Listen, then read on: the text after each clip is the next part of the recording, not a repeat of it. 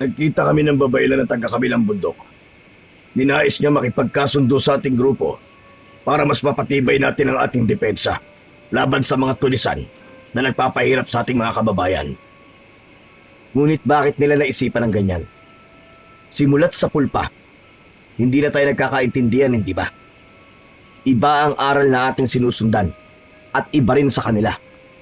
Kung tutusin, mas malakas pa nga sila kaysa sa atin dahil sila ang nagiging medium sa kalikasan at maging sa mga Diyos. Huwag kang magsasalita ng ganyan, Exuperio. Alalahanin mong isa rin sila sa mga tumulong sa atin dati para marating natin ang antas na ito. Oo nga, at isa sila sa mga gumabay sa atin para maging mataas ang antas ng ating karunungan. Pero, noong nagawa nilang hukay ng bangkay ng isang sinaunang aswang, alam natin kung ano na ang nangyari sa kanila. Kung nung una, kaibigan natin sila. Ngayon, hindi ko alam kung maituturing pa ba natin silang kasangga. Basta, sasabihin ko sa ating grupo na aanib tayo sa kanila.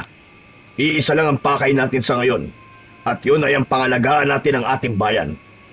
May mga bandido, pirata, at mga taong labas ding naghahasik ng takot sa mga kababayan. At huwag mo rin kaliligtaan ang mga aswang at masasamang elemento na nagiging dahilan ng pagkamatay ng halos lahat ng tao sa ating lugar. Kung nung unay mga buntis lang ang kanilang binibiktima, pero ngayon, maging ang mga bata at mga taong naglalakad sa kalye ay hindi na rin ligtas. Kaya nga kailangan nating umanib sa mga babaylan na yon. Kung kasangga natin sila, alam natin kung ano magiging galaw nila at magagawa rin nating pigilan sila kung talagang sila nga ang nambibiktima sa mga tao. Basta ako, hindi ako sasang-ayon o makipag-alyansa sa kanila. Ang pakikipag-alyansa sa kanila ay magiging anay sa ating grupo at unti-unti nila tayong gagawing marupok at mababawasan ang ating depensa. Alalahanin nyo na hindi na sila ang mga babaylang nakagisna natin. Sila'y sumusunod sa yapak ng isang ruha. Sinaunang babaylan na naging aswang. Huwag ka na makipagtalo sa akin, Exuperio. Alalahanin mo ako ang mas matanda sa atin at ako ang itinuturing na pinuno ng ating grupo. Kung ayaw mo sumama at makipag-alyansa sa mga babaylan, tumiwalag ka sa amin at huwag ka na rin magpapakita sa akin. Ngayon, mamili ka. Titiwalag ka sa grupo o makikipag-alyansa ka sa mga babaylan? Natahimik si Exuperio sa naging tanong ng kanyang kasama. Napaisip siya.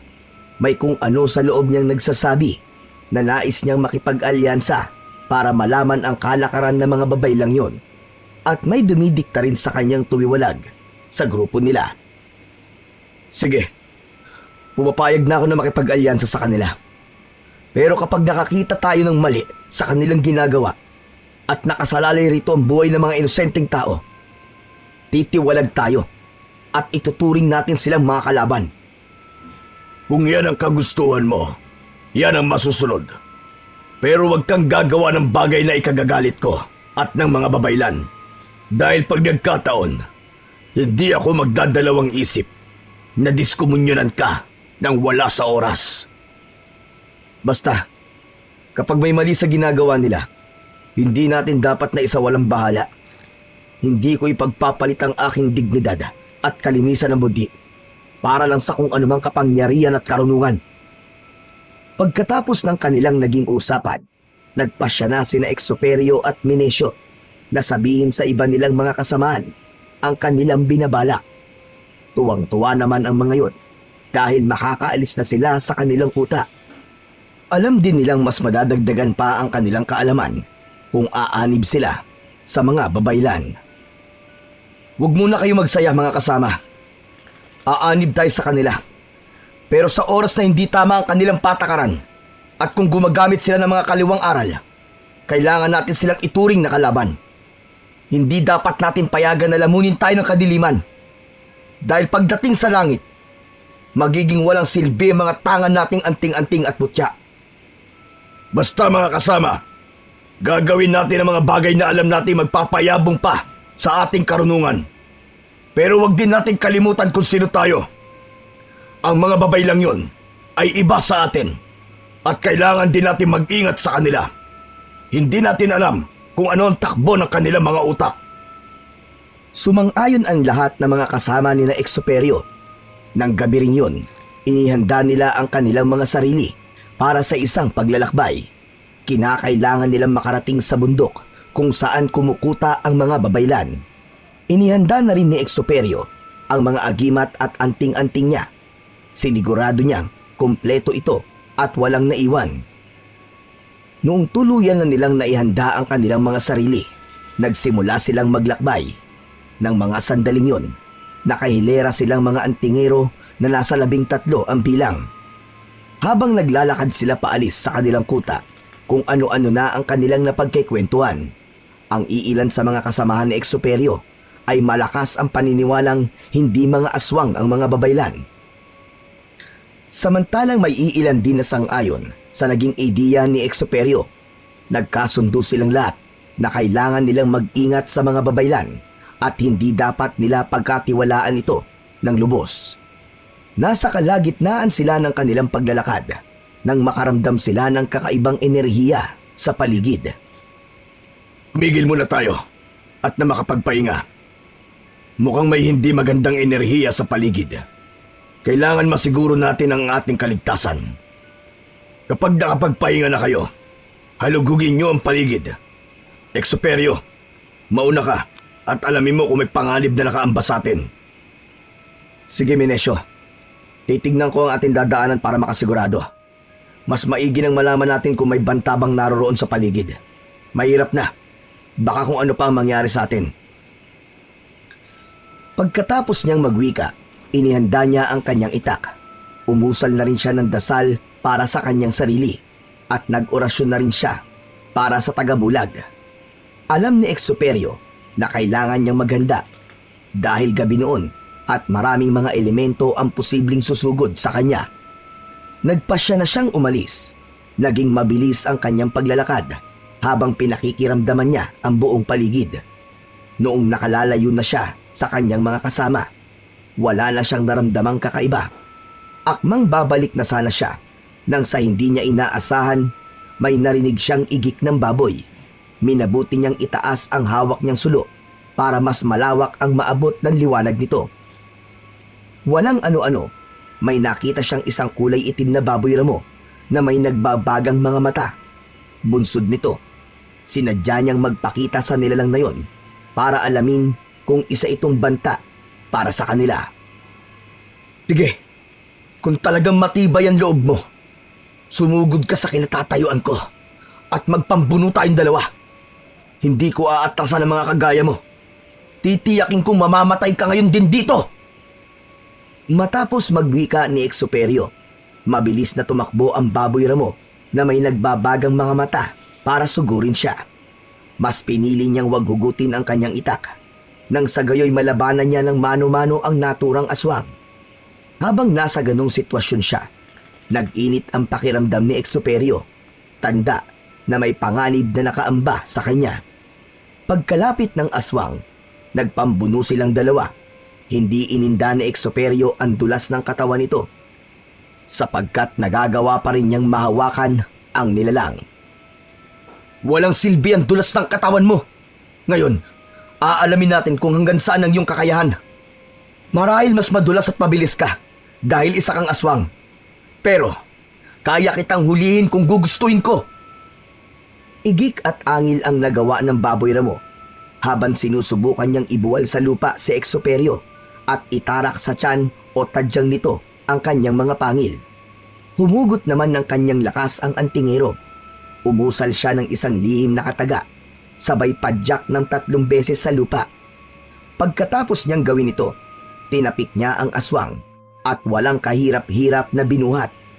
Nang mapansin niyang nagpupumiglas ang aswang, walang pagdadalawang isip niya itong ibinalibag. Ito ang dapat sa'yo! Kung ako sana sa'yo, hindi na ako humarang sa daraanan namin. Ano bang binabalak mo, ha? Tatambangan mo kami? Diablong buang ka? Napaungol ng malakas ang baboy ramo nang bumagsak siya sa lupa. Kitang-kita ni Exuperio kung paano ito nagpalit ng kanyang anyo. Mula sa isang baboy ramo, Naging isa itong mabalahibong tao na may nagbabagang mga mata at mahahabang mga braso at binti. Napaangil ito at napangisi kay Exoperio. Sa isang pagkisap ng mga mata ng antingero, mabilis na tumakbo ang aswang para atakihin siya. Hindi naman nag-alangan si Exoperio at sinalubong niya ito ng kanyang kamao. Dahil may orasyon sa suntok na ginagamit ang antingero, tumilapon ang aswang at napasubsob sa lupa. "Sige! Bumangon ka! Bakit umaaligid ka sa amin, ha?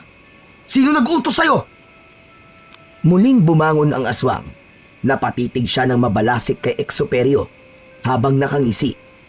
Nagsimula na rin siyang maglaway na parabang sabik na sabik kay Exoperio. "Patigas ka, ha? Kung hindi ka magsasalita at kung hindi mo sasabihin sa akin kung sino nag-utos sa'yo, wala na ako magagawa kundi ang patawan ka ng parusang kamatayan. Isang katagalang, titiyakin kong sasabog ka sa pwesto mo." Nanginig ang aswang sa naging banta ni Exoperio. Sinubukan niyang tumakas, ngunit napausal na ng dasal si Exoperio upang ipako ang aswang. Nang hindi na nito maigalaw ang kanyang mga paa, nataranta siya at naging panay ang paglinga sa paligid. Muling binalaan ni Exoperio ang aswang at sa pagkakataong yun, nagsimulang magwika ang aswang sa garalgal na tinig. "May nag-utos man sa akin. Wala ka na ron. Nandito ako para patayin kayo. Maswerte ka lang at naunahan mo ko. Kung hindi, baka nilalantakan ko na ang mga laman loob mo. Pakawalan mo ko kung talagang matapang ka. Hayaan mo akong makagalaw." Napangisi si Exoperio. Kinalas niya ang orasyong ibinato niya sa aswang. Napaangin naman ang nilalang at bago pa man makapagsalita si Exoperio, naging mabilis ang paggalaw nun. Nilundagan niya ang antingero pero hindi naman nagpatinag si Exoperio. Bago pa man makalapag sa kanyang kinaroroonan ng aswang, hinugot na niya ang kanyang itak. Saktong pagkabagsak ng aswang sa kanya, buong lakas niyang tilaga ito. Tinamaan ang nilalang sa liig at dulot ng lakas ni Exoperio at talim ng kanyang itak. Nagawa niyang maputulan ng ulo ang aswang. "Mayabang ka, ha? Yan ang nararapat sa mga katulad mo. Kaya maging ang mga babay lang yan. Kapag nalaman kung may masama silang binabalak at kung mga aswang nga silang nambibiktima ng mga inosenteng tao, hindi ako magdadalawang isip na pugutan din sila." Exoperio, ano ba nangyari dito? Bakit may naririnig kaming mga pag-aangil kanina? Hinahanap ka namin, pero hindi ka namin nakita. Sinugod ka ba ng mga masasamang elemento? Napailing si Exoperio. Napatitig siya kay Menesio at sa kanilang mga kasamahan. "Hindi elemento, kundi isang aswang. Isang aswang na naging utusan para paslangin ako. Ang tanong, sino naman kaya ang may lakas ng loob at halangang bituka na mag-uutos sa aswang na yon?" Teka, ako ba ang pinararatangan mo? Huwag kang magsasalita ng ganyan. Alam mong simulat sa pool, Wala akong sinasabing ikaw. Bakit parang labis naman yata ang pagdepensa mo sa sarili mo? Hindi kaya may kahulugan talaga ang sinabi ng aswang na ito? Oh, ito ang kanyang ulo. Saluin mo.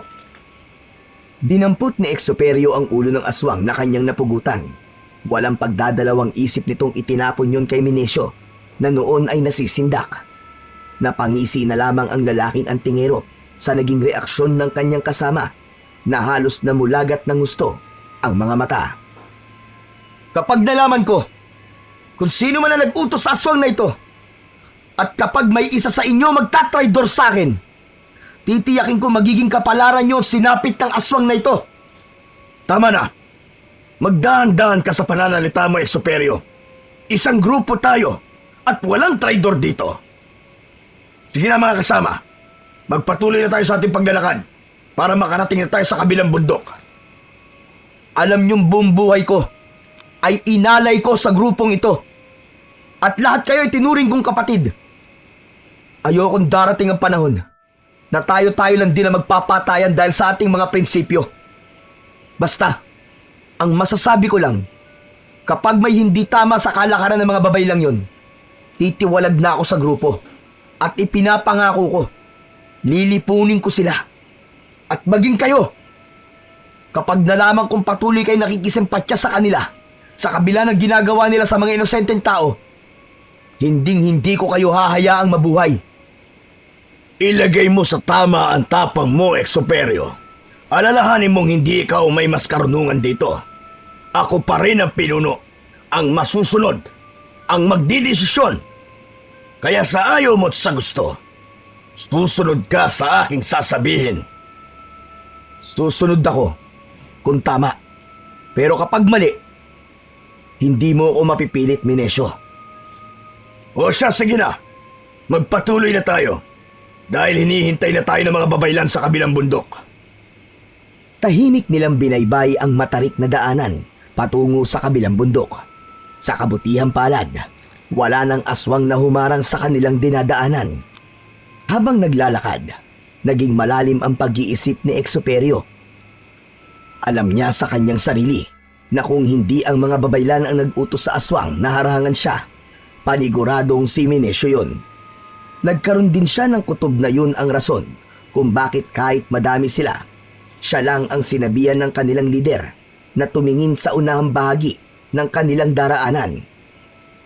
Nung nasa paanan na sila ng bundok kung saan nagkukuta ang mga babaylan, nagpasya silang magpahinga at magpulong na muna. Malapit na noon ang bukang liwayway, kaya alam nilang ligtas na ang pag-akyat sa naturang bundok. Kayong lahat, sundin niyo kung ano man ang aking sinasabi.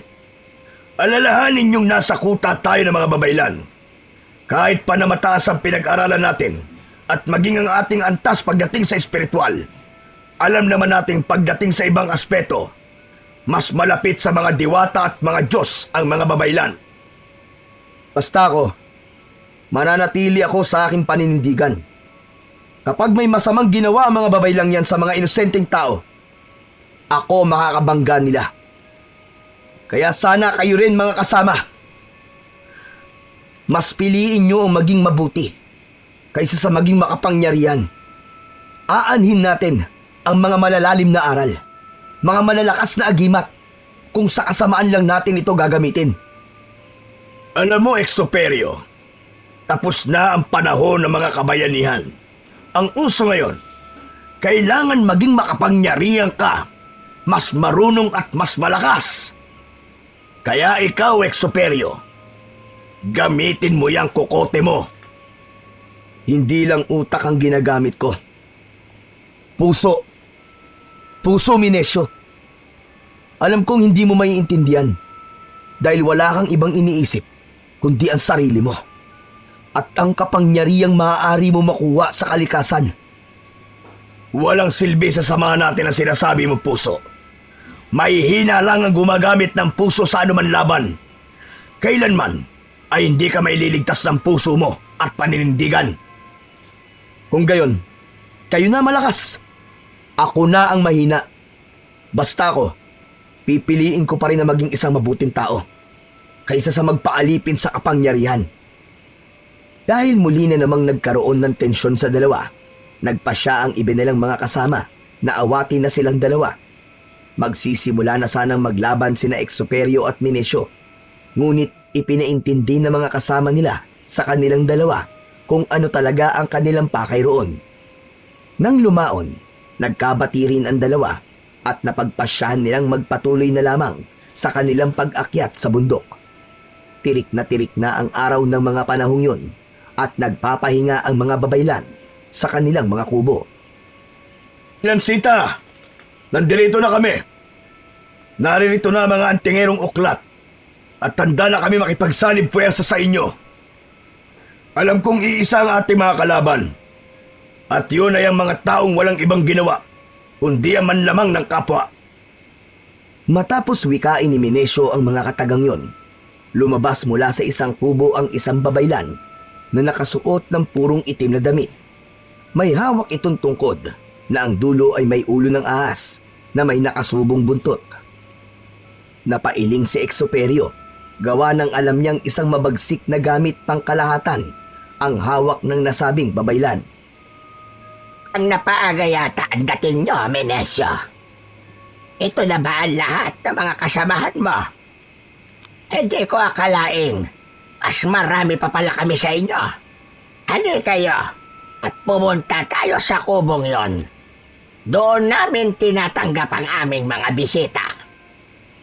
Kaya nga naisip namin na makipagsalib puwersa sa inyo. Alam kong kapag naging iisang grupo tayo, tsak na mas lalakas ang ating kapangyarihan. Isang magandang ideya ang naisip mong yan. Nagawa ko na rin sabihin sa mga kasama namin ang iyong plano. At sa kabutihang palad, hindi naman sila tumutol. Kaya magmula ngayon, dito na rin kayo titira. At kung ano man ang meron kami, magiging inyo na rin yon. At makakaasa kang kung ano rin ang meron kami, ay magiging pagmamayari nyo na rin. Nagkwentuhan sila sa kanilang mga plano. Tahimik lang si Exuperio ng mga panahong yun, habang minamatyagan ang bawat galaw ni Babaylang Sita. Hindi niya lubos maisip kung paano binabaliwala ng kanyang mga kasamaan ang nararamdaman nilang init sa lugar na yon. Kahit na maaga pa yon, ramdam ni Exuperio ang pagkaalinsangan ng paligid. Bunsod nito, nagpaalam siya sa kanyang mga kasamaan na magpapahangin na muna siya. Bumalik ka kagad, Exuperio. Kailangan kumpleto tayo magpupulong dito. Napatango na lang si Exuperio at agad siyang umalis sa kubo. Naglakad-lakad siya habang minamasdan ang paligid. Tiningnan niya ang posibleng dadaanan kung tatakas sa lugar na yon. Nasa kalagitnaan siya ng kanyang paglalakad nang may narinig siyang mahinang ingay. Parang bata yon, kaya nagpasya siyang hanapin kung saan yun nagmumula. Napailing si Exuperio nang mawari niya kung saan nagmumula ang ingay. Bakit kaya nakapaloob ang bata sa malaking bangang yan? Matingnan ko nga at mausisa ko ano nangyari sa batang nasa loob. Nagpatuloy sa kanyang paglalakad si Exuperio patungo sa kinaroroonan ng malaking banga. Alam niyan doon nagmumula ang ingay. Kaya nang nasa tapat na siya nito, nagpasya siyang buksan yon. Pagkabukas niya, tumambad sa kanya ang isang batang lalaki na butot balat na. Kita sa mga mata nito ang takot at pagmamakaawa, pero parang may pag-aalinlangang magsalita. Bata, anong ginagawa mo rito? Bakit ka nila ikinulong sa banga? Kinulong po nila ako rito. Simula pa po nung nakaraang linggo. Ang sabi sa akin ni Babaylan Sita, gagawin niya raw akong... Huwag mong pakialaman yan. Pabayaan mo ang batang yan para magtanda. Halika na rito at ipinatatawag ka ng inyong pinuno. Napatango si Exuperio sa Babaylan. Hindi niya inaakalang susunduin siya nito. Muli pa niyang tinanong ang bata, pero naging tikom ang bibig nito. Napansin din ni Exuperio na nanginginig ang bata at parang may kung anong kinatatakutan. Babalikan kita, bata. Huwag ka mag-alala. Pagkatapos magwika ni Exuperio ng mga katagang yon, nagpasya siyang bumalik sa kubo kung saan sila magpupulong-pulong. Habang naglalakad, iginala niya ang kanyang paningin hanggang sa makita niya ang 3 baboy na nakakulong sa kulungang gawa sa kawayan. Napatitig ang mga yon kay Exuperio at nang magtama ang kanilang mga mata, naging iba ang pakiramdam ng antingero. Ipinagpatuloy na lang niya ang kanyang paglalakad at nang makabalik na siya sa kubo, napagtanto niyang marami na ang mga babaylang naroroon. Ngayong naririto na ang mga uklat, paniguradong mas katatakutan tayong lahat. Magagawa nating kontrolin ang mga tao sa kabayanan at makapagbibigay sila ng mas maraming produkto sa atin. Ano ba ang ibig mong sabihin? Gagamitin mo kami para sa pansarili mong interes? Ganun ba? Hindi ba sinabi sa iyo ng inyong pinuno? Naririto kayo para tulungan kaming makontrol ang mga taga-nayon. Kung kami lang, hindi sila susunod sa aming kagustuhan. Dahil alam nila kung ano kami. Huwag ka nang makialam pa sa napag-usapan namin ni Babaylan Sita, Exuperio. Alalahanin mong nasa ilalim lang kita at kailanman hindi mo maaabot ang antas ko. Hindi ko hinahangad ang antas mo, Minencio. Sapat na sa akin ang ganito. Basta't nasa panig ako ng kabutihan. At alam kong darating ang araw at ang langit na mismo ang huhusga sa inyo. Ano ang iniisip mo? Nasa panig kami na kasamaan? Sino ka para sabihin sabi diyan? Ngayon din, Minencio. Gusto kong ilayo mo yan dito at ayaw kong makikita ang pagmumukha ng lalaking yan. Baka dito ko pa yan pugutan ng ulo.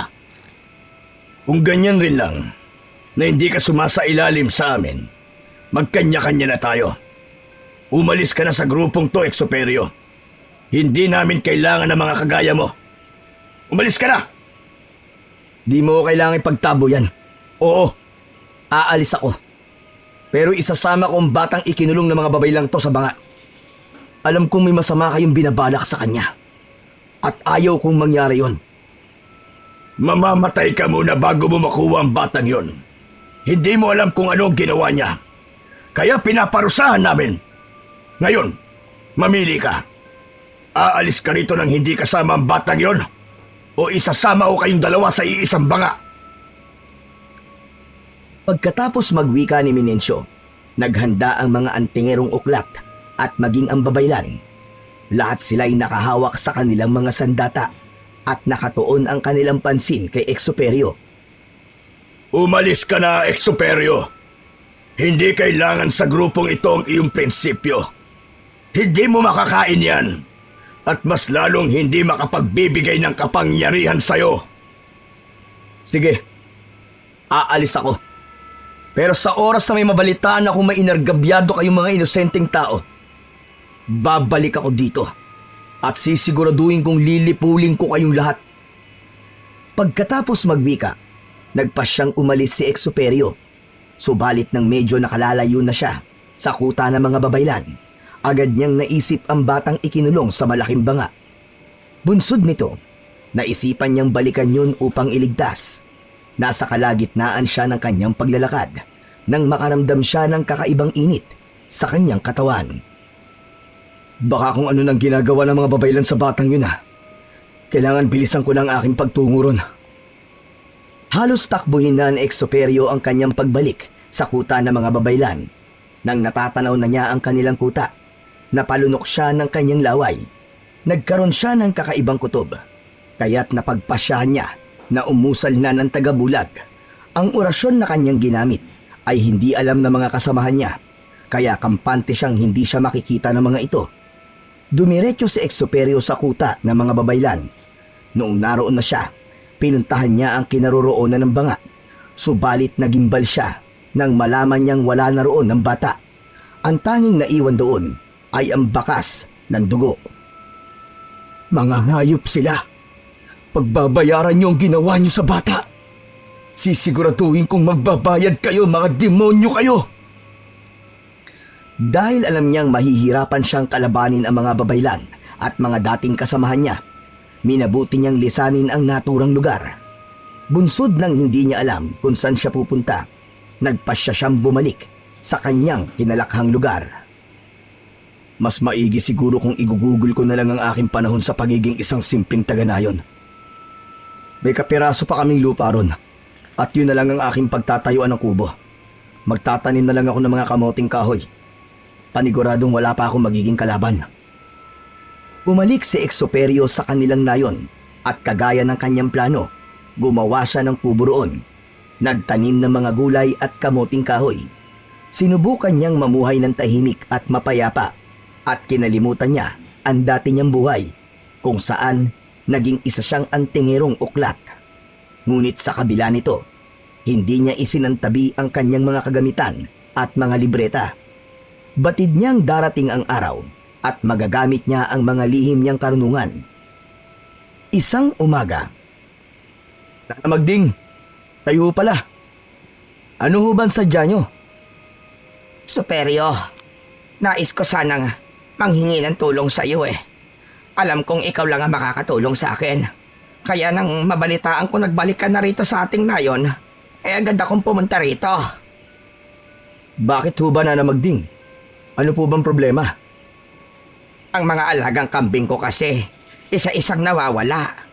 May nakapagsabi sa akin na May mga gumagalang grupo ng mga kababaihan sa kabilang baryo at nawala rin ang halos lahat ng kanilang mga hayop. Natatakot ako na baka pati rito sa atin nakarating na sila. Paniguradong kawawa kami mga walang laban sa kanila. Ganun ho ba? Sige ho, Nana Magding. Huwag ho kayo mag-alala. Mamayang gabi ho, pupunta po ako sa inyo at magmamatsyag. Ano raw ba ang mga itsura ng mga kababaihang gumagala? Hindi ko rin alam, Exuperio. Pero may nakapagsabi na para silang mga babaylan. Sige ho, Nana Magding. Mukhang kilala ko na kung sino-sino ang mga yon. Umuwi na lang ho kayo muna at siguraduhin niyong hindi mawawala ang iba mong mga alaga. Pupunta po ako mamayang gabi sa inyo at magmamatsyag. Kailangan mahuli natin sa akto mga yan. Nagpasalamat naman ang matanda kay Exuperio at nagpasya ng umuwi. Nang wala na ang matanda, napakuyom ng kanyang palad si Exuperio at napatiim ang kanyang bagang. Alam niyang hindi siya nagkakamali na ang mga babaylan ang gumagala tuwing gabi at marahil kinukuha nila ang mga hayop at dinadala sa gubat para roon lantakan. Mga demonyo talaga kayo. Humanda kayo sa akin. Sisiguraduhin kong ititigil niyo ang inyong ginagawa. Hindi ko mapapayagan ng kawalangyaan niyo. Ako ang tatapos sa inyong kahayupan. Dahil kung hindi matutuldukan ang ginagawa niyo, paniguradong sa susunod, mga tao na ang bibiktimahin niyo. Tinapos ni Exuperio ang kanyang mga gawain sa buong maghapon. Bago pa magtakip silim, nagpasya na siyang magpahinga. Minabuti na rin niyang ilabas ang kanyang mga gamit, kasama na ang mga libreta niya. Noon din, umusal siya ng mataas na uri ng puder upang hindi siya madaling magapi ng mga kalaban niya. Naganda na rin siya ng telang itatakip niya sa kanyang muka para hindi siya madaling makilala. Humanda kayo. Huwag lamang kayo magpapahuli sa akto. Paniguradong hindi nyo malalaman kung sino ang kalaban nyo dahil tanging mga mata ko lang ang inyong makikita. Pagkalampas ng 6:00, binalot ni Exuperio ng tela ang kanyang muka. Isinukbit niya sa kanyang tagiliran ang kanyang itak at isinuot niya ang isa sa mga agimat niyang maituturing na pinakamalakas sa lahat ng kanyang tangan. Nang matapos niyang gawin yon, nagpasya na siyang umalis para tumungo sa bahay ng matandang si Nana Magding. Kinakailangan niyang maunahan ang mga kababaihang nagnanakaw at nambibiktima ng mga hayop nang sa gayon maaktuhan niya ang mga ito sa kanilang ginagawa. Pagkarating niya roon, minabuti niyang wag nang ipaalam sa ibang tao ang kanyang presensya. Maging kay Nana Magding, hindi rin alam kung saan siya naroroon. Sa pwestong ito, tiyak na hindi ako makikita ng mga babay lang yun. Kung sila nga ang gumagawa ng kawalangyaan dito sa nayon. Habang nakakubli at nagmamatsyag sa paligid, napansin niyang may mga gumagalaw sa malayo. Sinipat niya ng maigi yun, subalit dahil madilim ang paligid, hindi niya gaanong naaaninag ang mga ito. Naging malakas ang kutob ni Exuperio na yun ang mga hinihintay niya, kaya inihanda na niya ang kanyang sarili. Makaraan lamang ang ilang sandali, nakaamoy siya ng sobrang baho. Parang amoy ng dumi na manok na hinalo sa langis Paniguradong may aswang sa paligid. Kung hindi man ito sa babaylan, paniguradong pakawalaan nila to. Humanda ka. Huwag kang magpapakita sa akin dahil titiyak kung babalatan kita ng buhay. Iginala ni Exuperio ang kanyang paningin sa paligid hanggang sa may naaninag siyang isang nilalang na gumagalaw sa hindi kalayuan. Patungi ito sa kinaroroonan ng koral ng mga kambing ni Nana Magding. Nagkaroon ng hindi magandang kutob si Exuperio, kaya marahan din siyang naglakad patungo roon. Alam niya sa kanyang sarili na hindi siya makikita ng naturang aswang hanggat hindi niya sinasadyang magpakita rito. Dahil sa tinataglay niyang tagabulag. Nang naroon na siya sa labas ng koral ng kambing, nagkataon ding lumundag papasok doon ang isang mabalahibong nilalang. Napailing na lang si Exuperio, gawa ng tama ang kanyang hinala. Anak ka ng teteng. Aswang nga. Humanda ka sa akin. Pagkakita niyang nilapitan ng aswang na yon ang isang kambing at pwersahang hinila palabas, doon na rin nagpasyang magpakita si Exuperio. Bitiwan mo ang kambing na yan! Huwag mong sabihin sa akin na pakawala ka ng mga babaylan. Sige, ako ang harapin mo kung talagang matapang ka. Napalingon kay Exuperio ang aswang. Ang nagbabaga nitong mga mata ay mas lalong nagliwanag. Napaangil ang nilalang at nang mismong sandaling yon, pinakawalan niya ang kambing para sumugod kay Exuperio. Kilala kita. Kahit na itago mo pa yung buka mo. Ikaw si Exuperio. Ang dating uklat na antingerong tumiwalag sa grupo. Ano? Masaya ba ang magtanim ng kaboting kahoy? Kung hindi ka umalis sa grupo nyo, paniguradong tinatamasa mo na rin kung anuman ang tinatamasa nila. Chismoso ka palang aswang ka, no? Wala akong pinagsisisihan sa naging desisyon ko. Pero ikaw, sigurado ko na magsisisi ka dahil sa ginawa mo sa mga alagang hayop ng mga tao sa nayong to. Napatawa na lang ang aswang.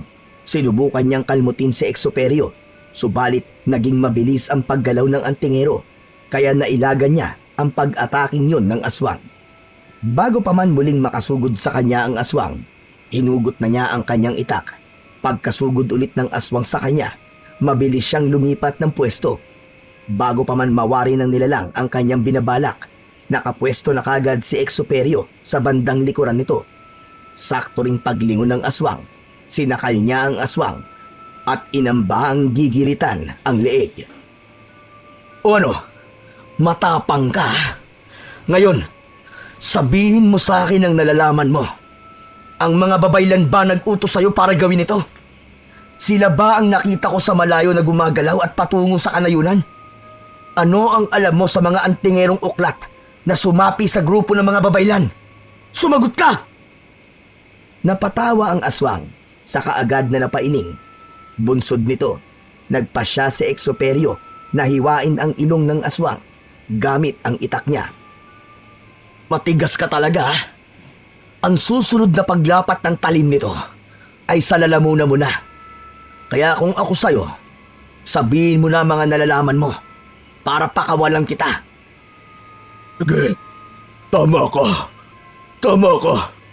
Ang mga babaylan at maging ang pinuno nyo ang nag-utos sa akin. Dinadala ko sa gubat ang mga nauhuli ko at doon nilalantakan ng mga babaylang aswang. Minsan, sila ang gumagawa yun. Pero, mas madalas na ako sumusugod sa mga kabahayan para magdakaw ng mga alagang hayop. Magsasalita ka rin pala. Pinahirapan mo pa ako. Sige, ano pang nalalaman mo? Ano ang patungkol sa mga dati kong kasamahan? Tuluyan silang sumailalim sa kapangyarihan ng mga babaylan. May ipinapainim sa kanila lahat na naging rason para maging sunod-sunuran sila. Parang naging mga utosang mandirigma sila na inihahanda para sa mga labanan. Nilinlang sila ng mga babaylan dahil wala silang nakuwang kahit na anong karunungan mula roon. Mga hangal sila. Kaya mag-iingat ka, Exuperio. Alam kong darating ang panahon at magsasagupaan kayo. Isa pang bagay patungkol sa mga dati kong kasamahan. Sino ang nag-utos sa aswang para sana'y tambangan ako nung papunta pa lang kami sa kuta ng mga babaylan? Natahimik ang aswang. Ilang sandali pa, napatawa siya at iginala ang kanyang paningin sa paligid. Pinatay mo ang kasama ko, Exuperio. Pero aaminin ko sa'yo. Kilala mo siya.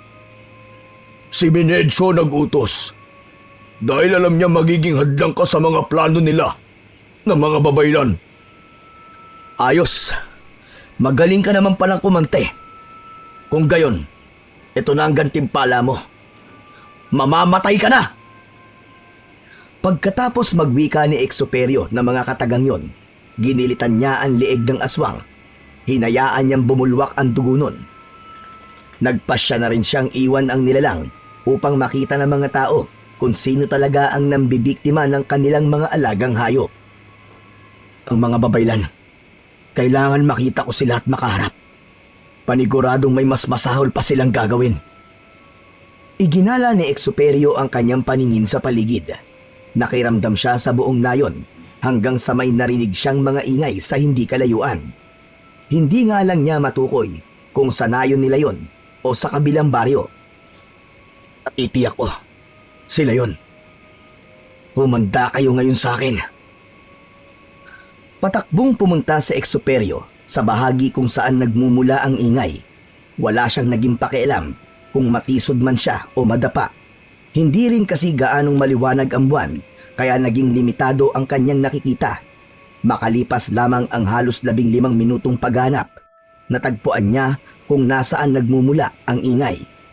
Sa halip na magpakita kagad, mas pinili ni eksoperyo ang magmatsyag muna.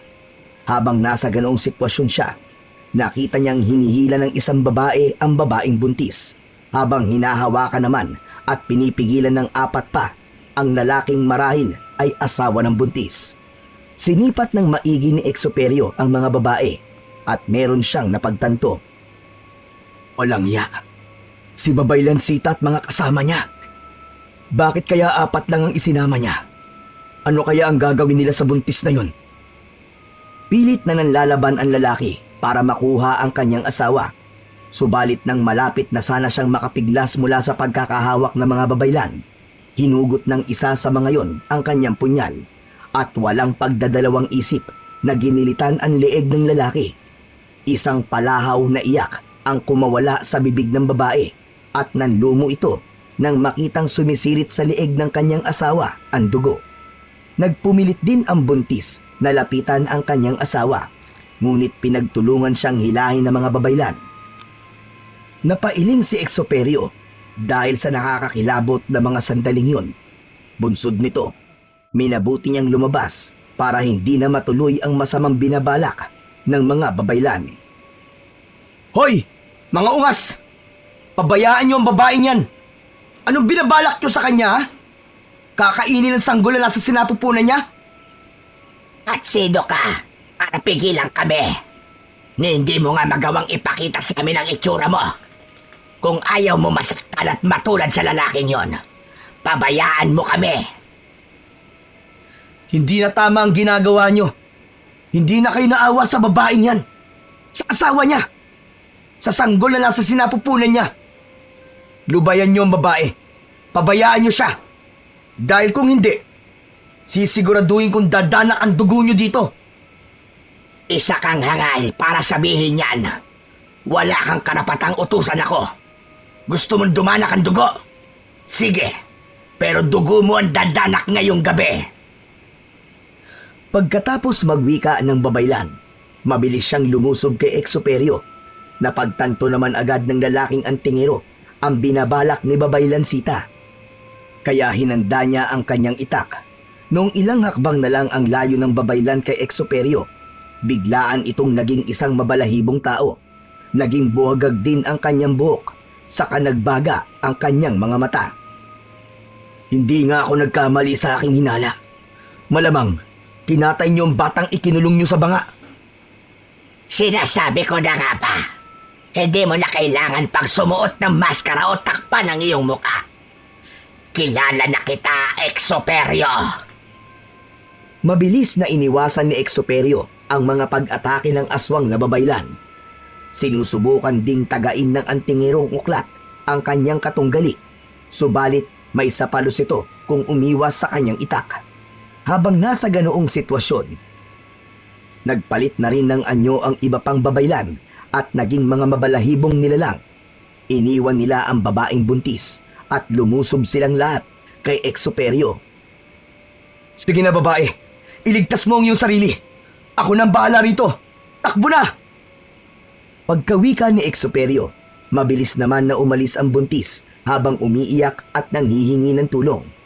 Walang ano-ano, biglaan din umalis si Babay Lansita at iniwan niya ang 4 niyang kasamaan na nakikipaglaban kay eksoperyo.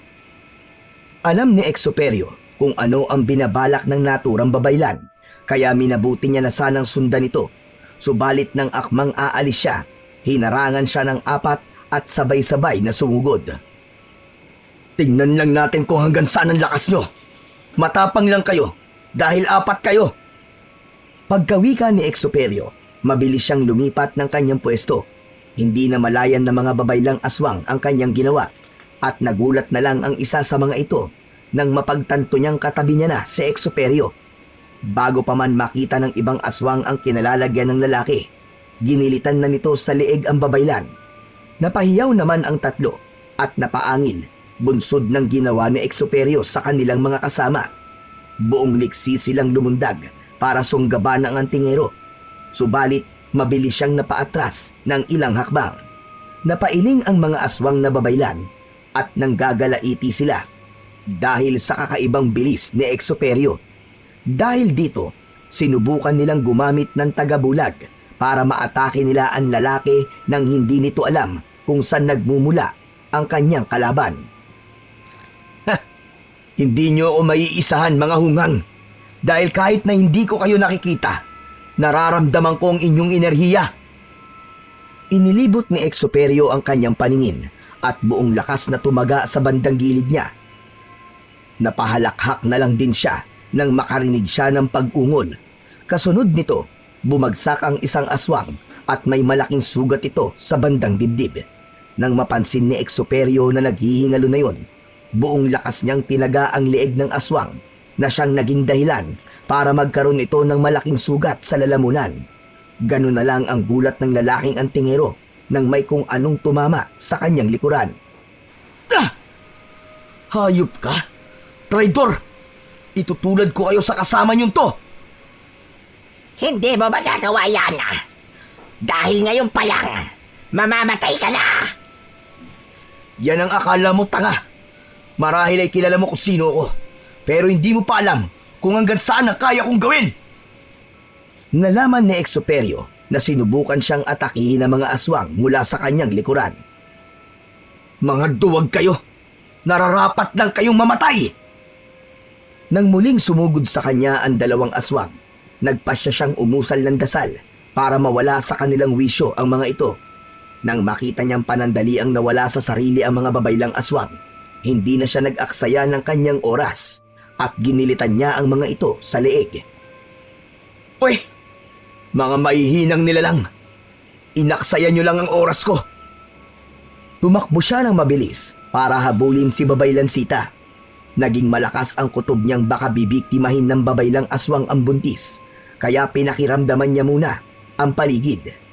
Nang lumaon, naaninag niya ang isang babae na lakad-takbo ang ginagawa. Nakita niya ring may humahabol dito, kaya alam niyang yun ang kanyang hinahanap. Mas lalo pa niyang binilisan ang pagtakbo niya hanggang sa ilang metro na lang ang layo niya sa babaylang aswang. Lubayan mo ang buntis na yan, Babaylang Sita! Ako ang harapin mo! Huwag kang makialam dito, Exuperio.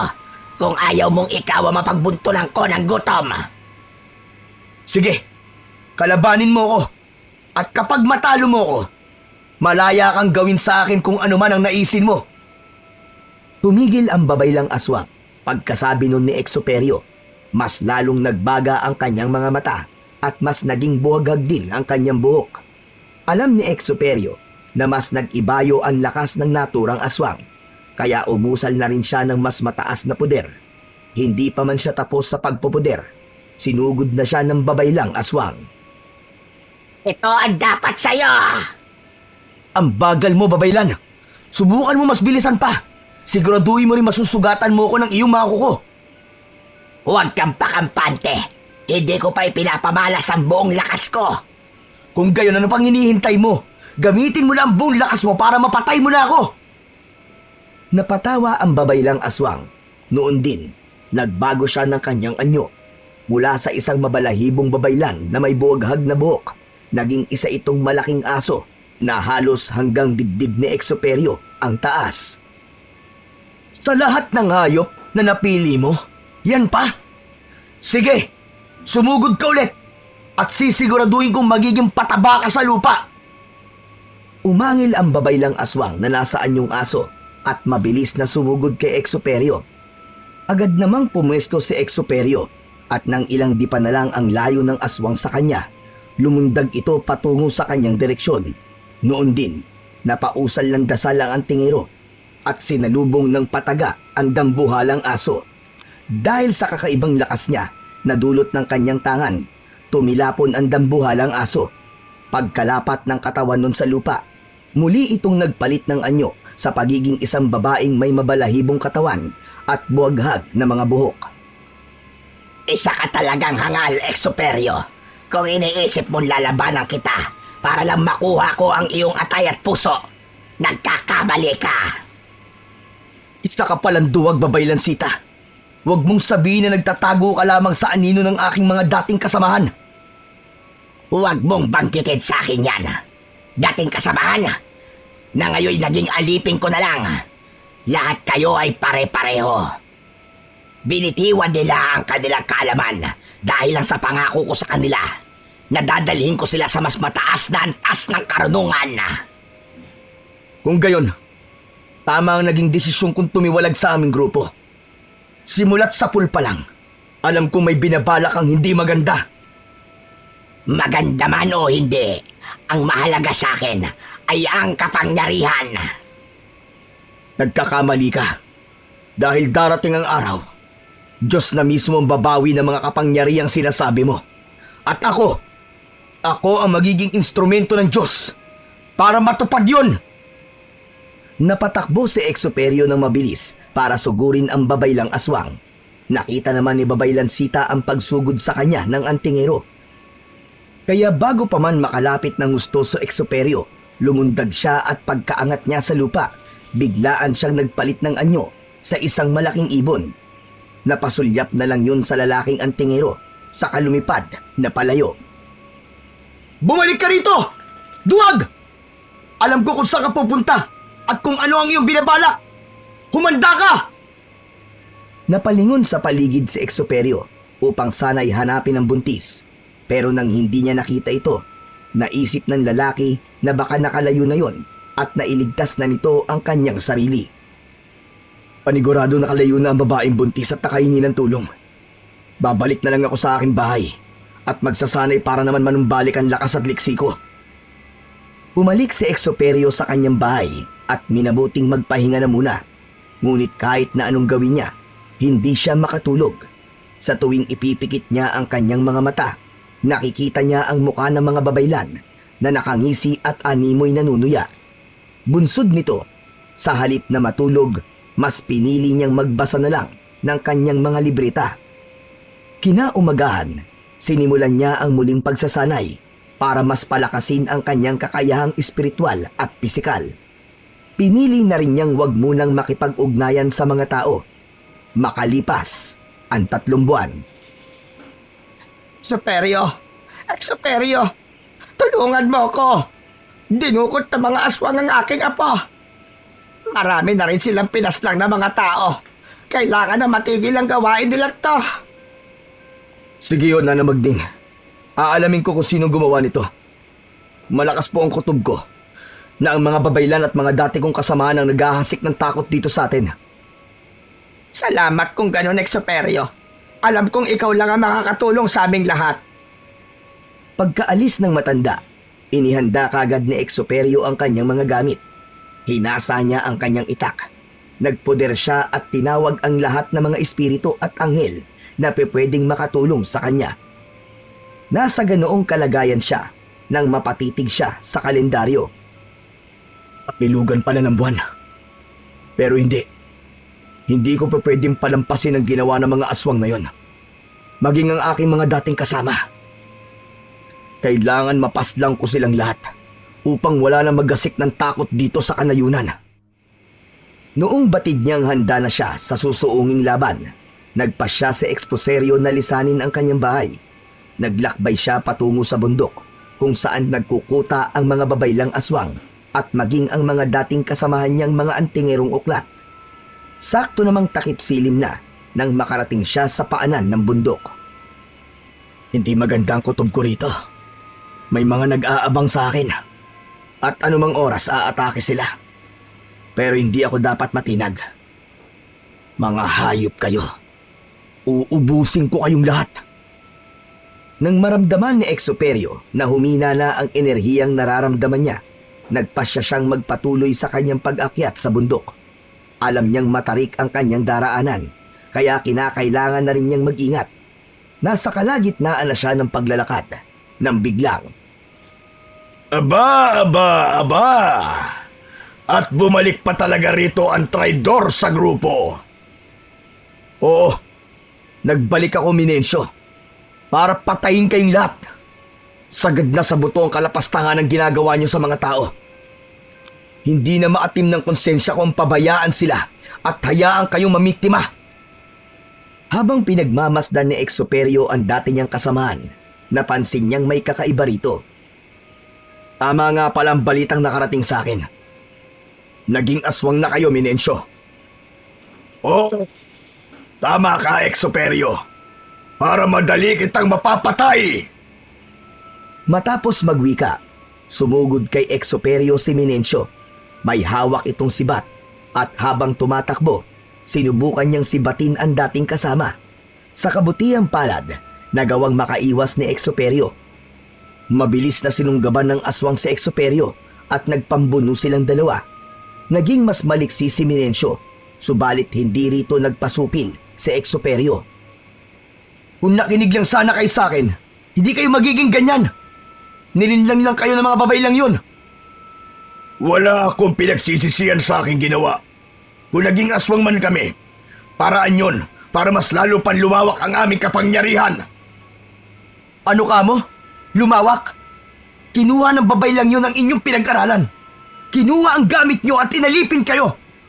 Paano mo nasasabing lumawak ang kapangyarihan nyo? Hindi mo lang alam kung ano ang kayang gawin ng isang aswang. Hindi mo alam! Habang nagpapambuno, bigla ang nagpalit ng anyo si Minensyo. Naging isa tong baboy ramo na may nakausling pangil. Pansin kagad ito ni Exoperio, kaya nagmamadali siyang umatras. Baboy ramo ka nga, pero sa aking paningin, isa kang mahinang antingero na nagpautos sa isang babaylan. Umigik ang baboy ramo at nagsimulang pumahig sa lupa. Dahil dito, hinugot na ni Exoperio ang kanyang itak saka inihanda para sa kung anumang gagawin ng dati niyang kasamaan. Walang ano-ano, mabilis na tumakbo ang baboy ramo at umaktong susuwagin niya si Exoperio gamit ang kanyang pangil. Ngunit nang tuluyang makalapit ang aswang, mabilis na lumipat ng pwesto ang lalaking antingero at walang pag-aalinlangan tinaga ito sa katawan. Yan ang dapat sa'yo, pero kulang pa yan. Gigilitan kita sa leeg, hayop ka. Hindi ako papayag na magtagumpay kayo. Muli pa sana niyang tatagain si Minensyo, ngunit natigilan siya nang makarinig siya ng mga kaluskos. Iginala ni Exoperio ang kanyang paningin sa paligid at napalunok na lang siya ng kanyang laway nang maaninag niyang may mga nakatayo sa paligid nila. Ngayon pa lang, alam kong iniisip mong mali ang desisyon mong puntahan ako rito. Ito na ang huling gabi mo, Exoperio. Dahil titiyakin kong lalangawin ka na bukas. Yan ang inaakala mo, babaylang aswang. Dahil mangyayari lamang yan sa panaginip mo. Muling ibinaling ni Exoperio ang kanyang pansin kay Minensyo, ngunit nagulat siya nang wala na ito sa kanyang pwesto. Bakit mo hinahanap ang wala?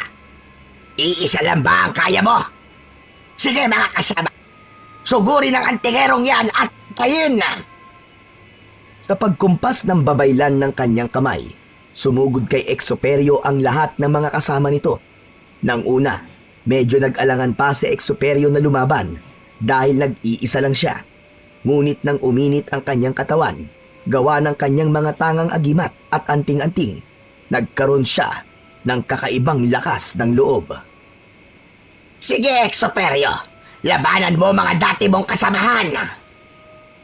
Hindi ako natatakot sa inyo! Kaya ko kayong ubusin! Habang patuloy niyang nilalabanan ang mga dati niyang kasamaan at mga babaylang aswang, umusal siya ng dasal para matigal po ang lahat ng nasa paligid niya. Matapos niyang umusal, nagkagulo ang mga kalaban niya at animoy nawala sila sa kanilang sarili. Nagkakamali ka ng pinili mong panigal po. Magagawa pa rin nilang kumawala riyan. Sige mga kasama, magpalit kayo ng anyo at gutay-gutay nyo ang katawan na mapangas na yan. Madaldal kang aswang ka. Hintay mo matapos kong patayin ang lahat ng ito. Ikaw naman ang susunod ko! Yan ay kung makakaligtas ka sa kanila, Exoperio. Makakaligtas ako dito dahil nasa panig ako ng kabutihan.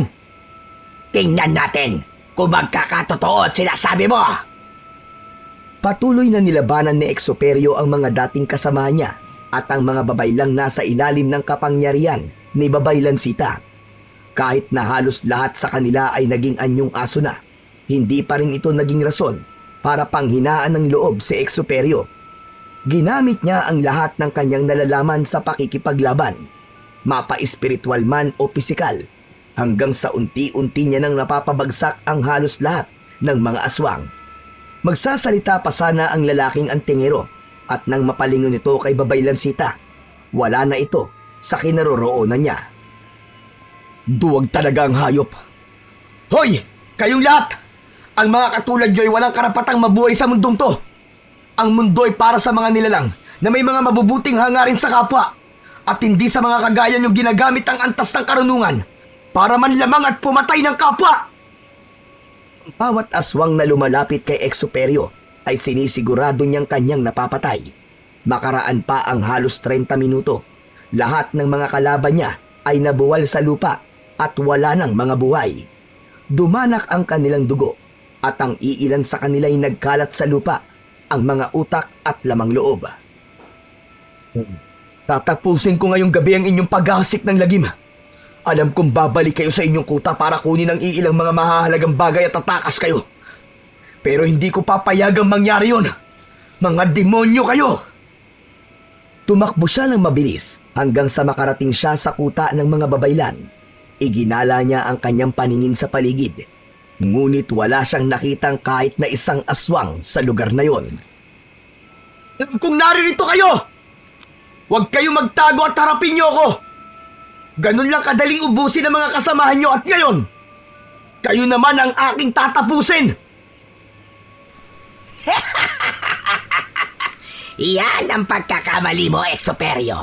Ang lahat ng mga nakalaban mo ay mga simpleng aswang labang. Hindi mo napatay ang mga dati mong kasamahan at maging ang mga kasama kong babaylan. Sa katunayan yan, nandirito silang lahat. Tusukan talaga.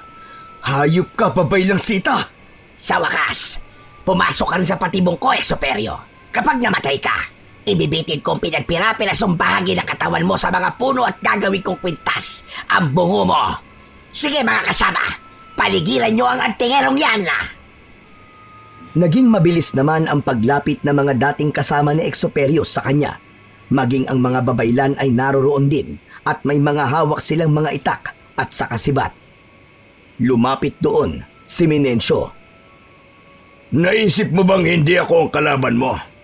Ang sumugod sa'yo ay isang aswang na inutusan lamang namin. Ang dami niyong satsat. Tapusin na natin to! Si Exoperio na mismo ang nagsimula ng kanilang laban. Ang mga kasama niyang may mga hawak na itak ay minabuti niyang disarmahan muna. Alam niyang mas epektibo ang sibat sa malayuan, kaya nanatili siyang malapit sa mga kalaban niya. Habang nasa ganong sitwasyon, umusal si Exoperio ng kanyang dasal. Ngunit natigilan siya nang biglaan siyang nilundagan ng isang aswang. Hindi niya inaasahan yon. At naging rason ito para mabuwal siya sa lupa. Nabitiwan din niya ang kanyang itak. Kinuyog siya ng mga aswang at wala siyang nagawa kundi ang magpumiglas. Matatapang lang kayo dahil marami kayo! Ang sabihin mo, Exoperio, napakahina mo. Hindi sapat ang taglay mong karunungan para gapiin kami. Uklat ka nga, pero mahina ka. Diyan ka nagkakamali, Hunghang. Tingnan natin kung ano magagawa nyo. Umusal si Exoperio ng orasyon upang matulig ang mga aswang na kumukuyog sa kanya. Matapos niyang magdasal, ang bawat aswang na sumusubok na tarakan siya ng sibat at kalmutin siya ay napaatras lahat. Napahawak sila sa kanilang mga tenga at animoy may kung anong naririnig na nakakarindi. Ang ilan pa sa kanila nabuwal na sa lupa at patuloy pa rin sa pagtakip ng kanilang mga tenga at ang iba'y sumasabunot na sa kanilang mga buhok. Tignan natin kung sino ang mahina. Lahat ng mga aswang na yan, kapag tatamaan ng liwanag na nagmumula sa buwan, paniguradong masusunog at sasabog ang kanilang katawan. Napatingala sa buwan si Exuperio.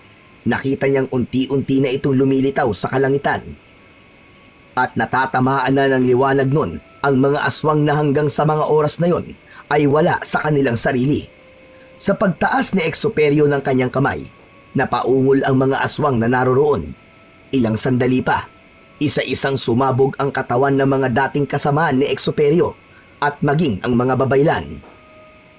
Yan ang nararapat sa inyo. O ano? Kayo na, Minencio. Babaylan Sita. Kayo na ang aking isusunod. Hindi ka magtatagumpay, Exuperio. Ngayon pa lang, puputulin ko na ang sungay mo. Mabilis na sumugod si Minencio kay Exuperio. Nakita naman kagad ni Exuperio yon at nagawa niya ang makapaghanda. Kayo ang puputulan ko ng sungay dahil mga demonyo kayo! Matapang kan talaga. Kaya ito ang nararapat sa'yo.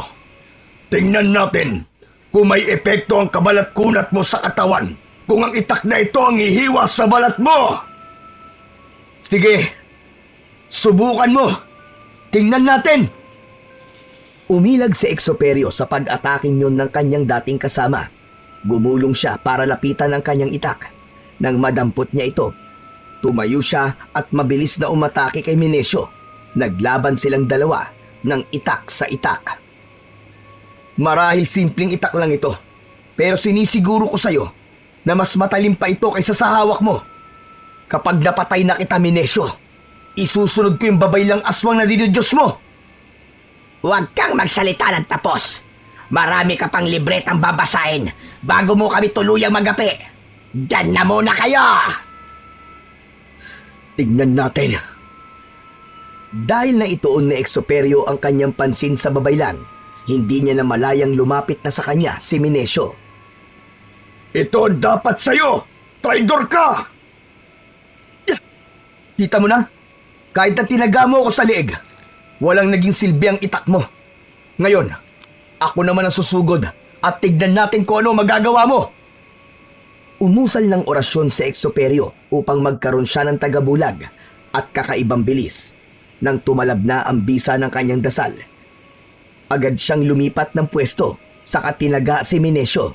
Sa tuwing napapalingon ang dati niyang kasamaan at umaambang tataga, agad siyang lumilipat ng pwesto. Ano, Minencio? Masakit ba ang mga sugat mo? Inilibing ko lang naman ang aking itak sa mga mutyang makakapagwalang bisa ng mga kabal sa katawan. Sa akin lang hindi tatalabang itak na ito. Hayop ka talaga, Exuperio. Papatayin kita! Kung kaya mo, tingnan mo mga sugat mo sa katawan.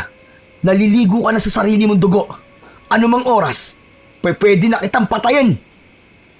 Napahalakhak si Minencio. Hinubad niya ang kanyang dugo ang damit at sa isang pagkisap ng mga mata ni Exuperio, naging isa itong malaking toro. Nagbabaga ang kanyang mga mata at naglalaway habang nakabasid sa antingero. Inihanda ni Exuperio ang kanyang sarili at sakto ring umusad palapit sa kanya ang toro. Saka yumuko ito ng bahagya para maluwag. Kahit sa anong hayop ka pa magpalit ng anyo, hindi ako matatakot sa'yo! Sumugod ang torong aswang kay Exuperio at wala siyang nagawa kundi ang ilagan na muna ito. Dahil sa kakaibang bilis niya at tagabulag, mas lalong nahirapan ang toro na magtagumpay sa pag-atake. Nang magkaroon ng pagkakataon sa Exuperio, lumundag siya ng mataas at sumampa sa likuran ng naturang toro.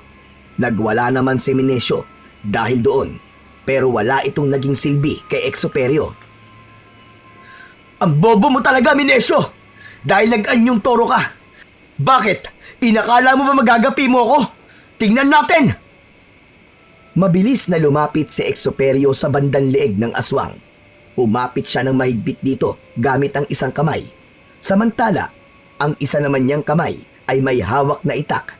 Pilit na nagwala ang toro, subalit nagbigay lang yun kay Exuperio ng pagkakataon para magilitan ang kanyang leeg. Malalim ang naging sugat ng aswang, kaya mas nagwala ito. Noon din, Umalis na si Exoperio sa likuran ng toro. Yan ang nararapat sa'yo, hayop ka. Mamamatay ka dahil sa iyong kahangalan. Patuloy na nagwala ang toro, kaya umusal na ng pantigal po si Exoperio. Dahil dito, mas nagwala pa si Minesio hanggang sa magkamali siya ng hinakbangan. Natisod siya at nabuwal sa kagumulong patungong ibaba ng bundok. Yan ang nararapat sa'yo, hayop ka. Iisa na lang ang problema ko. Teka, nasa na ba ang babaylang aswang ngayon? Hinalughog niya ang paligid pero hindi niya nakita pa si Babaylan Sita. Subalit hindi siya kumbinsido na umalis na doon ang babaylan. Magpakita ka sa akin, Babaylan Sita! Huwag kang magtago! Mag-isa ka na lang at wala ka ng kakampi!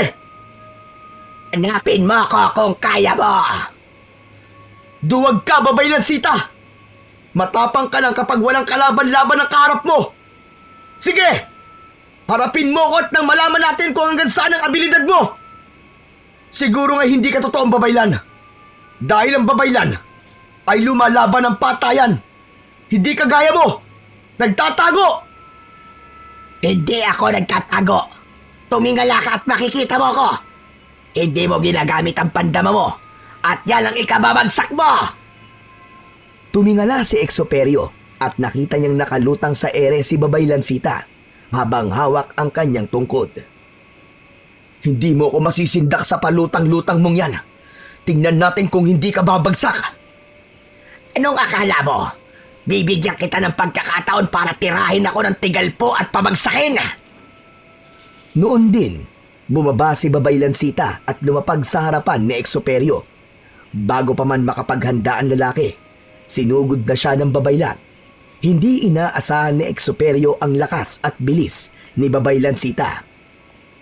Bulat ka ba? Gusto ko lang sabihin sa'yo na nung binitiwan ng mga kasama mo ang kanilang karunungan, ako ang sumalo. Kaya nagagawa ko ng lumipad kahit nasaan yung babaylan lang ako. Napaka-demonyo mo talaga, Babaylan Sita. Lahat gagawin mo para lang magkaroon ka ng kapangyarihan. Hindi mo lang alam kung gaano kasarap ang magkaroon ng kapangyarihan. Halos kapantay na ang langit. Papatayin kita, hayop ka! Mabilis na sinugod ni Exoperio ang babaylan, ngunit nang akmang tatagain na sana niya si Babaylan Sita, biglaan itong nawala. Napaungol na lang siya noon nang makaramdam siyang may tumama sa likod niya. Babaylan Sita! Labanan mo ako ng patas! Huwag kang tumira ng patalikod! Sinasabi mo lang yan dahil hindi mo ko kaya. Kung sumusuko ka na, sabihin mo lang. Napailing si Exoperio at noon din, ginamit niya rin ang kanyang bilis. Bago pa man makaatake ulit si Babaylan Sita, nagawa niya ng makarating sa bandang likuran ng naturang babaylan. Hindi na rin nag-aksaya ng panahon pa si Exoperio at tinaga niya ito. Nasugatan ng babaylan, kaya napaungol ito at galit na humarap sa lalaking antingero. Ngayon, masaya ka na ba? Dahil nilaro ko na din ang laro mo. Tingnan natin kung sino mananalo sa ating dalawa. Ito ang dapat sa'yo! Bago pa man maisakatuparan ng babaylan ang pagsugod niya kay Exoperio, nawala na siya sa kanyang kinatatayuan at lumitaw siya sa likuran ni Babaylan Sita. Tinaga ito ni Exoperio sa bandang batok na siyang naging rason para mabuwal siya sa lupa. Yan lang ba ang kaya mo, Exoperio? Masdan mo kung paano maghilom ang sugat ko. At sa muli kong pagbangon, sisiguraduhin kong madudurog ka. Tingnan natin kung sino sa atin ang madudurog, hangal! Kasabay ng paghilom ng sugat ng babaylan, nagkaroon siya ng malalapad na pakpak na kawangis ng sapaniki. Pumagaspas ito ng ilang beses at unti-unti siyang umangat sa lupa. Ang kanyang mga mata ay lalong nagbaga at ang kanyang mga kukoy humaba at naging matatalas. Ito ang kapangyarihang sinasabi ko sa'yo, na walang kapantay. Hindi ako naniniwala. Kung walang kapantay ang iyong kapangyarihan, sana'y wala ka rito sa lupa. Kung sa bagay, hindi ka dapat pumunta sa langit. Ang dapat sa'yo, Hindi na naipagpatuloy ni Exuperio ang kanyang sasabihin. Biglaan siyang dinagit ni Babaylang Sita at iniangat sa ere. Pilit namang nagpumiglas ang antingero pero hindi niya magawa. Nabitiwan na rin niya ang kanyang itak dahil sa biglaang pangyayari. Tingnan natin kung sino madudurog sa mga bato. Tiyak na pulbos pati ang mga buto mo. Sige lang, Babaylang Sita. Pero sa oras na walang masamang mangyayari sa akin, titiyakin ko babalikan kita at magiging kapalaran mo rin na naging kapalaran ng mga kasamaan mo. Mas lalo pang pumaitaas ang Babaylan. Tumatawa pa ito habang nakamasid sa paligid. Samantala, tahimik naman at kalmadong nagdasal si Exuperio. Alam niya sa kanyang sarili na hindi siya pababayaan ng kanyang mga gabay at maging ng kanyang mga tangang agimat. Katapusan mo na, Exuperio. Mababawasan na ang hambog na tao rito sa mundo. Kung yan ang paniniwala mo, sige! Noon din, binitiwan ng Babaylan si Exuperio at pinagmasdan ito habang nauhulog sa bundok. Subalit sa kung anumang rason, tila nagmistula siyang bulak na marahang bumababa sa lupa. Habang nasa ganoong sitwasyon, nakamasid ang lalaking antingero sa Babaylan na nakalutang pa rin sa ere. Nagkakamali ka sa naging desisyon mo. Ikaw ang bubulusok sa ating dalawa dahil matagal ko nang naibaon sa katawan ko ang mutya ng bulak. Pagkakita ng lalaking antingero ng matayog na kawayan, naisipan niyang doon siya lalapag. Ipinihit niya ang kanyang katawan patungo roon at napangisi siya nang matagumpay niyang nagawa ang kanyang binabalak. Nakita yun ng Babaylang aswang, kaya lumipad dito papalapit kay Exuperio. Mautak ka, Exuperio. Pero hindi mo magagawang takasan ng kamatayan. Ngunit mas mauuna ka sa akin! Ito ang nararapat sa'yo. Mabilis na umatake kay Exuperio si Babaylang Sita, ngunit naging maliksi rin siya at nagawa niyang lumipat sa kabilang dulo ng kawayan. Ang bagal mo kapag nasa ere. Bilisan mo na magkaroon ka ng pagkakataon para mapatay ako. Akala ko ba'y makapangyarihan kang uri ng Babaylan, ha? Ni wala nga naging silbi ang pagiging aswang mo. Sa ating dalawa, ikaw ang walang silbi. Ang dapat sa'yo, mamatay! Huling umatake ang aswang kay Exuperio, pero sa pagkakataong yon, nilabanan siya ng mano-mano ng antingero. Naglaban silang dalawa habang nakatayo sa pinakadulong bahagi ng kawayan. Pasalamat ka at may mutya ka ng bulak. Kung hindi, kanina ka pa nahulog. Ikaw ang magpasalamat dahil may pakpak ka. Kung wala yan, isa ka lamang Babaylang walang alam gawin, kundi ang manakot sa mga walang kalaban-laban. Nang mga panahong yon, umusal ng orasyon ang lalaking antingero para magawa niyang tawagin ang makapangyarihang kidlat ng anghel na si Metatron. Pagkatapos niyang umusal, nakaramdam ng kakaibang init sa kanyang katawan ang lalaking antingero at noon din mismo, mabilis siyang lumipat sa sanga. Umalik ka rito, duwag! Hintayin mo ko riyan at nang malaman mo ang kalalagyan mo! Susundan sana ni Babaylan Sita si Exuperio, ngunit natigilan siya nang nagkaroon ng labis na nakakasilaw na liwanag sa kalangitan. Ayup ka! Katapusan mo na ngayon, Babaylan Sita! Tingnan natin kung hanggang sa naabot ang kapangyarihan mo kapag kidlat na ni Metatron ang iyong mga kasagupa! Hindi! Hindi ito maaari! Idadamay kita, Exuperio! Mamamatay ka rin! Tinamaan ng isang malakas na kidlat si Babaylan Sita. Napahiyaw na lang ito at hindi niya na nagawa pang balansehin sa ere ang kanyang katawan. Sinundan na lang siya ng tingin ni Exuperio hanggang sa ito'y nahulog na sa mga batuhan. Yan ang dapat sa mga kagaya mong demonyo. Magmula ngayon, magiging payapa na ang nayon at wala na rin banta sa mga tao. Kayo at ang mga kasamahan mo ay magsama-sama na sa impyerno kung saan kayo nararapat. Nagpasalamat si Exuperio sa Panginoon dahil pinakinggan nito ang pagsusumamo niya. Nagpasalamat din siya kay Anghel Metatron dahil sa malakas na kidlat. Mabuti na lang at kabisado ko ang aklat ni Metatron at nagawa ko itong debosyonan. Malamang Baka ako pa ang nahulog kung nagkataon. Mabilis na bumaba sa kawayan yon si Exuperio. Hinanap niya ang kinabagsakan ng babaylang naging aswang. Subalit hindi niya na nakita ito.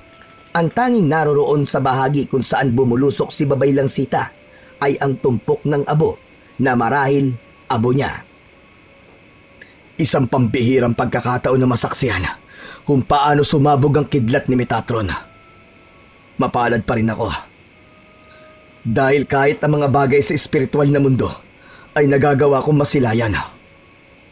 Minabuti ni Exuperio na lisanin na lang ang bundok na yon. Napagpasya niyang bumalik na sa kanyang nayon at doon na ipagpatuloy niya ang kanyang simple at payapang pamumuhay. Magmula noon, hindi na rin nagkaroon ng mga kaguluhan na kinakasangkutan ng mga aswang.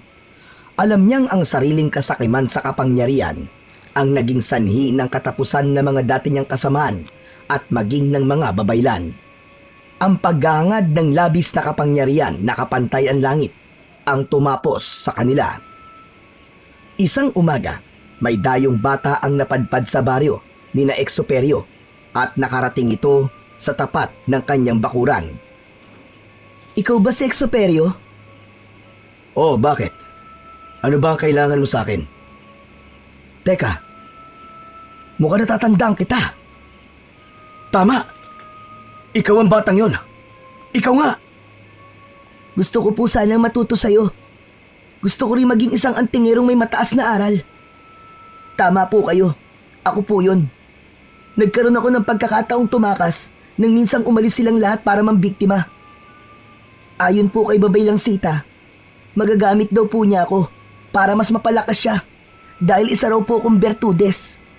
Mabuti na lang at nagawa kong makatakas. Demonyo talaga si Babaylang Sita. Pati ang batang walang kalaban-laban, gagamitin niya para lang makamtan niya ang kagustuhan niya. Mabuti na lang, boy, at nagawa mo makawala. At salamat sa Diyos, wala na si Babaylang Sita. Bakit po? Ano po nangyari? Pinatay ko siya. Sukdulan na ang kasamaan niya, kaya kailangan na siyang gapasin. Ikaw, boy, kung talagang nais mo matuto, handa ka bang isakripisyo ang lahat para lang sa pagiging antingero mo? Ang pagiging antingero ay may kaakibat na responsibilidad. Kung hindi mo ito magagampanan na maayos, posibleng ikasasawi mo. Nakahanda po ako sa kung anumang mangyayari sa akin. Kung gayon, halika sa loob at sisimulan natin ang iyong pagiging antingero sa paglilinis ng iyong kaluluwa. Ang lahat ng bagay na ating gagawin sa araw-araw, kailangan magsisimula sa paglilinis ng kaluluwa. Sige po, Maestro Exuperio. Magmula ngayon, kung mamarapatin niyo po, yan na po ang itatawag ko sa inyo. Sumama ang bata kay Exuperio at nang nasa loob na sila ng bahay ng antingero, nagpakilala yung bilang si Samuel. Sinabi niyang napapanaginipan niya ang lalaking antingero, kaya nais niyang matuto mula sa kanya. Sa pagdaan ng panahon, naging disipulo ni Exuperio si Samuel. Ibinahagi niya sa bata ang mga aral niyang natutunan mula sa pagiging isang antingero at mag-aaral ng lihim na karunungan. Sa kabutihang palad naman, wala rin naging hadlang ang pag-aaral ng bata, kaya mas lalo itong lumakas at biyasa sa larangan ng kombate. Kapag ako'y namatay, gusto kong ikaw ang magmamana ng lahat ng gamit ko. Alam kong gagamitin mo mga yon sa tama. Dahil kagaya ko, mas inuuna mo ang kabutihan. Hindi pa po kayo mamamatay. Marami pa tayong pagdadaanan. Alam ko po na mas lalo ka pa pong lalakas sa bawat araw na dumadaan. Napangiti na lang si Exuperio at nagpasya na siyang magpahinga. Ang bata naman ay patuloy sa pagsusunog ng kanyang kilay para pag-aralan ang mga libreta. At dahil isa siyang bertudes, hindi naging mahirap para sa kanya ang mapagana at makabisa ang mga aral mula sa mga libreta ni Exuperio. Hanggang sa lumipas ang maraming taon, naging mahusay na antingero ang bata at handang ibuwis ang kanyang buhay para sa mga mamamayan laban sa mga nilalang ng dilim Napilit aagawin ang kapayapaan sa kanilang lugar. Ngunit naniniwala siya na hanggang may pananampalataya siya sa Panginoon at sa tulong ng kanyang mga natutunan sa kanyang maestro, kahit kailan ay hindi magwawagi ang kasamaan sa kabutihan.